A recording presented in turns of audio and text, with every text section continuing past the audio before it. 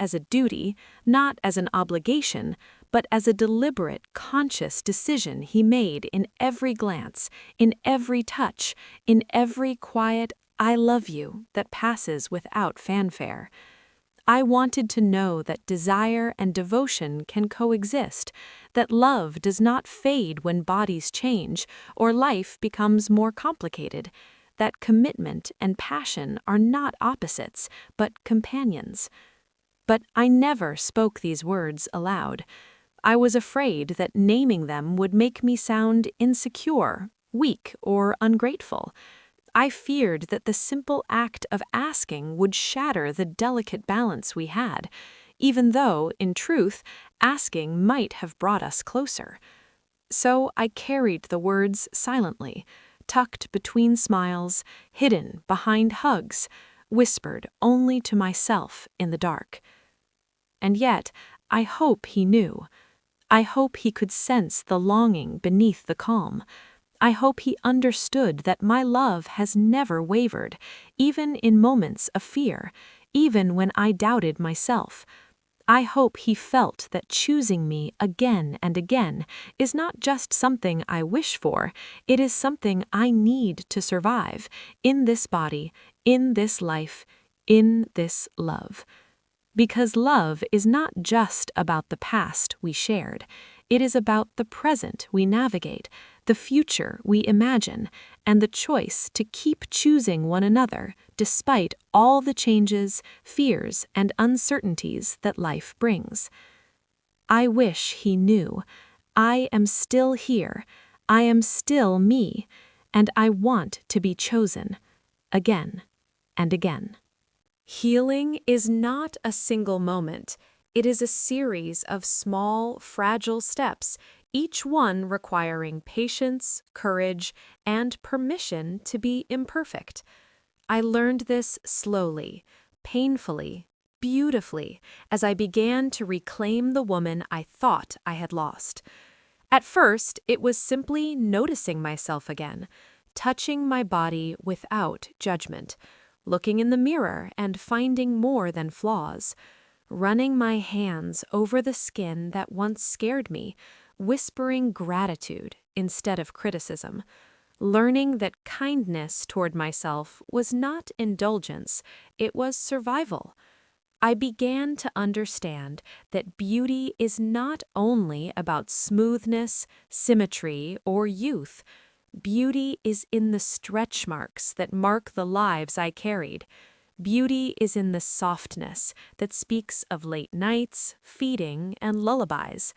Beauty is in the scars, the lines, the curves, the changes that whisper, "You endured, you survived, you created."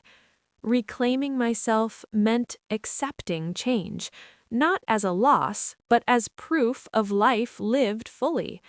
My body was no longer a measure of desire or worth.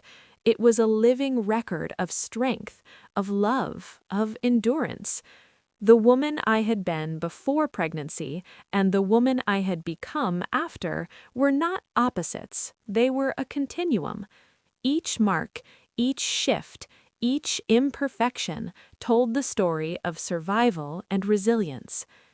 I learned to move differently through the world, slowly, carefully, sometimes awkwardly, but always intentionally. I let myself love my body without expectation of perfection. I let myself enjoy intimacy without fear of judgment. I let myself feel desirable without needing external validation. I let myself exist fully in this new, evolving skin. And the process was never linear. Some days I stumbled. Some days the old doubts crept in, whispering that I was not enough, that my beauty had vanished, that my worth was tied to a reflection. But I learned to counter those whispers with truth. My value is not skin deep. My strength is not measured in how I look, but in how I live. My love is not diminished by change, it grows with it. Reclaiming myself is ongoing. It is imperfect. It is quiet and powerful all at once. It is choosing myself when the world asks me to choose everything else first. It is touching my body with gratitude instead of guilt. It is finding joy in survival, not in meeting impossible standards. It is loving the woman I am today, the woman I was yesterday, and the woman I am still becoming. Slowly, step by step, I am returning to myself. Not the woman I used to be, but a stronger, braver, more honest version. And in that reclamation, I have found freedom. I have found pride. I have found love for my children, for my husband, and most importantly, for myself. Because surviving, growing, and changing is not the end of the story. It is proof that I am alive, and there is no greater beauty than that. There comes a moment when you realize that fear, no matter how loud, cannot be the architect of your life. I carried so many doubts, so many questions, so many silent what-ifs, that I nearly forgot the truth I had always known. Love, if it is real, endures. Letting go of fear is not easy. It is not a sudden decision or a neat declaration. It is quiet. It begins with trust, trusting in the man beside you, trust in the love you share, and trust in your own heart to recognize it. I had spent so long imagining the worst, measuring my worth against fleeting glances and imagined judgments, that I almost missed the simple, undeniable truth. The bond we build is stronger than appearances. I began to understand that love does not shrink when bodies change. It grows. It evolves. It deepens when tested by sleepless nights, messy days, and bodies that carry life and leave marks. Desire does not disappear. It transforms. Connection does not fade. It strengthens in ways that are invisible to the eye, but palpable to the heart. I saw it in his patience, his touches, the way he looked at me as though nothing had shifted except our love growing richer with time. I learned that I do not need to earn his love every day, just as he does not need to earn mine. Love, when it is real, does not require perfection. It requires honesty, vulnerability, and presence.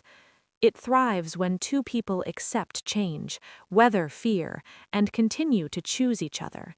And in that choosing, it becomes something sacred, something that can withstand more than I ever imagined. I also realized something essential. Bodies may change, but connection can evolve. The curves, the scars, the softnesses, these are not obstacles. They are evidence of a life lived, a family created, a story shared. They do not diminish desire, they deepen intimacy, if only we allow it. And in learning to see this, I found freedom. Freedom from comparison, freedom from doubt, freedom to love fully and receive love in return. So I choose hope, quiet, steady, stubborn hope. I choose honesty with myself and with him, even when it is frightening. I choose courage, the kind that whispers, I am enough, I am loved. Love endures. I choose to trust that the bond we have will not crumble under the weight of change, but will bend and strengthen, grow and flourish, quietly and powerfully. If love is real, it will stay, and I believe ours will. If you are reading this, I want you to hear me clearly. You are not alone. I know the quiet fear that visits at night, the one that whispers that you are no longer enough, that your body is no longer beautiful, that your love is no longer desired, that your worth is measured by marks and curves and changes you cannot control.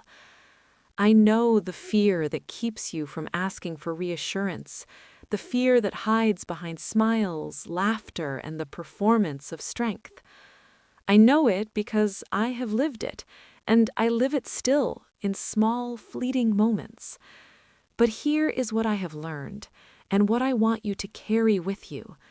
Naming the fear does not make you weak. Naming it is how you reclaim power. Speak it, whisper it, write it down, whatever it takes to let it breathe outside your chest. Because once it has a name, it no longer controls you. Once it is spoken, it becomes something you can face, not something that silently defines you. You are not alone in feeling this way. Every woman who has carried life, who has loved deeply, who has endured sleepless nights, doubts, and body changes knows this fear.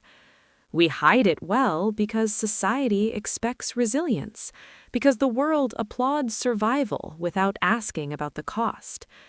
But the truth is, we are all walking with invisible scars, invisible anxieties, invisible grief. And together, through honesty and solidarity, we can carry these burdens differently, lighter, more openly, more bravely. Your body is not a measure of your love or your worth. Your changes are not evidence of loss. They are proof of life lived, of courage endured, of miracles carried. Your heart, your mind, your spirit, these are the parts of you that are eternal, the parts that grow even when your body shifts. Do not let fear blind you to the strength, beauty, and resilience that already exist inside you. So to you, woman reading this, I say, trust yourself, honor yourself, love yourself even when it feels impossible. Allow yourself to ask for reassurance, to be vulnerable, to feel desire, to celebrate survival. Let go of the silent burdens that do not belong to you alone, and know that there is a sisterhood in this, an invisible hand holding yours across rooms, across miles, across stories like ours. And finally, remember this: fear is temporary. Love, in its truest form, endures. You are enough. You are chosen. You are worthy. You are seen. Carry that with you, in your reflection, in your body, in your heart. Let it be the quiet courage that guides you through sleepless nights, through changing bodies, through every doubt that ever whispered your worth was anything less than infinite. You are not alone, and you will survive, and you will thrive. What a heartfelt journey. Let us take a moment to reflect on what we have witnessed. We did not just hear a story about pregnancy or the physical transformations that come with giving life. We entered the intimate world of a woman's fears, her doubts, her silent grief, and her quiet courage. We felt her longing to be seen, chosen, and loved, not just for the body that bears children, but for the heart, the soul, and the person she has always been. We traveled with her through sleepless nights, mirrors that seemed to betray her, and the invisible weight of expectations from herself and the world. We understood that trauma is not always visible, that strength does not mean the absence of fear, and that love, real love, does not fade when bodies change or life becomes more complex. We witnessed the slow reclamation of self, the bravery in vulnerability, and the hope that endures even in moments of doubt. The conclusion is both simple and profound. Love, for yourself and from others, is not measured by perfection, nor is it diminished by change. True love sees beyond the surface. True strength is in embracing fear, not denying it, and the courage to face your insecurities, to name them, and to keep loving despite them is a triumph in itself. So to every woman listening tonight, take this with you. You are not alone. Your fears are valid, your body is sacred, and your capacity to be loved, deeply and fully, remains infinite. And to everyone who loves and supports her, remember, your presence, patience, and affirmation can make all the difference. In the end, this story is a reminder that life changes bodies, but it also deepens hearts, enriches love, and teaches us the quiet, enduring power of courage.